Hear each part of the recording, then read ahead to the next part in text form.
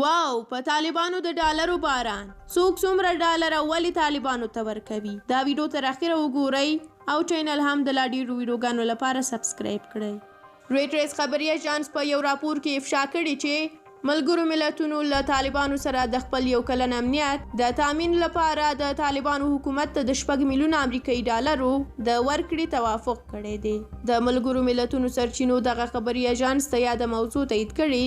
او ویلي دي چې په ناامنه سیمو کې د خپل امنیت د تامین په خاطر دغه کار کوي یو شمېر نړیوالو څېړونکو بیا رویټرز خبري اژانس ته ویلي دي چې د ملګرو ملتونو او امریکا متحده ایالاتو د بندیزونو په تور نوملړ کې د شاملو طالب مشرانو ادارې ته پیسې ورکول هغه هم د ملګرو ملتونو له لوري د پوښتنې وړ موضوع او د دغه نړیوال سازمان د اصول خلاف دي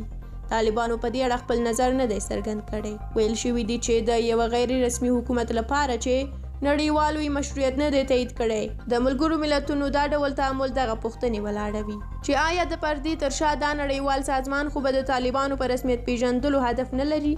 د ملګرو ملتونو ځینو سرچینو بیا دا موضوع رد کړی او ویلي دي چې امنیتي موضوع د طالبانو له رسمیت پیژندلو سره کوم اړخ نه لګوي ملګرو ملتونو له دې مخکې هم ویلي و چې افغانستان ته د هر ډول مرستو د لیږد اساسي هدف د افغانستان د بشري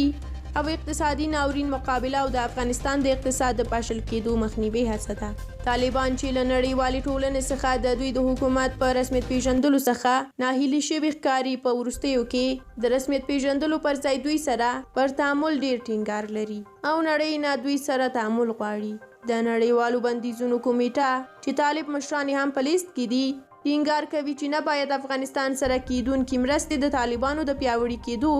سبب شي تاسو هم په دې اړه خپل نظر را سره په کومنټ کې شریک کړئ موږ هم ستاسو نظرونه په پوره حوصله لولو تر بیا ښه وخت ولرئ د خدای په امان